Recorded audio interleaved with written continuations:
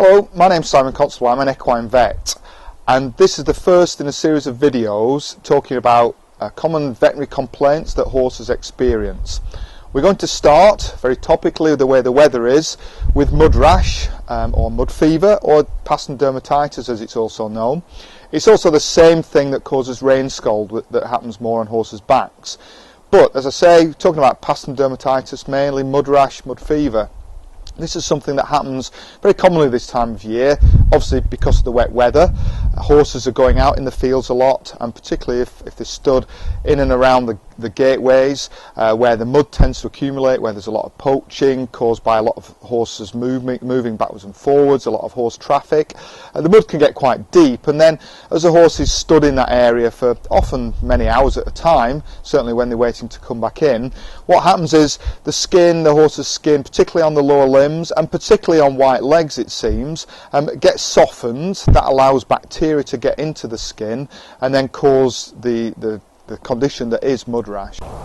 So how do we recognise pattern dermatitis? I'm sure many of you will have seen this condition, or mud rash, quite typically as in here around the white hairs or the white parts of the leg, and it's seen here as these scabs which are forming on the back of the pastern.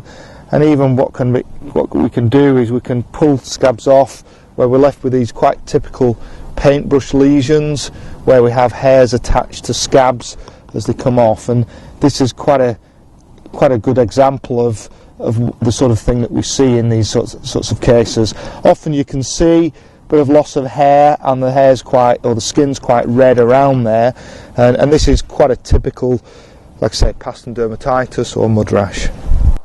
So we've seen what mud rash looks like on a horse, and let's look at the conditions that cause it. So we were saying about its gateways. Commonly these are areas, not exclusively, it can happen in any part of the field, but like I said before, it's where there's a lot of horse traffic going through gateways, and there tends to be a lot of mud hanging about there. So if we look down here, this isn't the muddiest area, but obviously there is quite a lot of mud there. Horses are commonly stood around this area for a prolonged period of time, and they get that exposure to the mud, and as it softens the skin and allows the bacteria in. So what can we do to prevent it? Well, obviously the better draining the field is. Certainly clay soils tend to hold moisture a lot more, and that can cause problems. If you've got sandier soil, that does tend to drain a lot better. The other thing is getting these mats that you can put through gateways to help reduce the poaching effect of horses standing there. But either way, the more or the better draining the field, the more grass is on there, the less mud. That will certainly help with mud rash. There's a lot of debate about treating mud rash, and certainly as regards whether to wash the leg off and leave it wet, or to leave the mud on and let it dry out and then scrape the mud off at a later date. And I think either is reasonable. What I would say is probably if you do wash the legs, it's important to dry. And certainly when you're treating mud rash, it's always better to after you've used the antiseptic solution, and normally we would use something like chlorhexidine, is that you would always dry it very, very well after, even to the extent of using a hairdryer. We wash the mud off, and then if we're actually treating the case, after we've sponged a bit of warm water on, we would then get a bit of antiseptic solution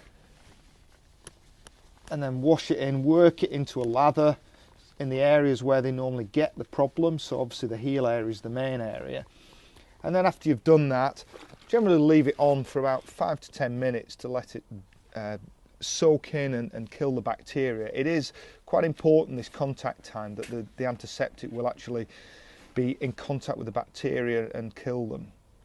Then afterwards, obviously we would normally leave this for 5 to 10 minutes, but then rinse it off again with clean water. Ideally warm is better, obviously your horse is more likely to cooperate with it, so give it a good rinse off as best you can.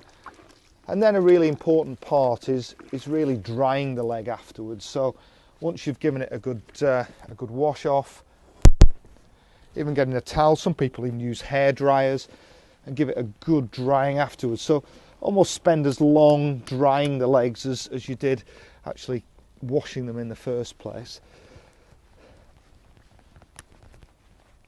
And again, I'd probably do a lot longer than this if I was treating this problem. So the next thing then is, what do you do in the stable? Often we would put things like flamazine, which is a sulfadiazine cream on. There are others available, some with triclosan as well, that you can actually put on the leg and act as an antibacterial longer term. Then often bandaging the legs afterwards is a good idea. Some people even use things like cling film, which is particularly useful if you get scabs which are difficult to get off, and certainly after you've put the dressings on, by the dressings I mean the creams.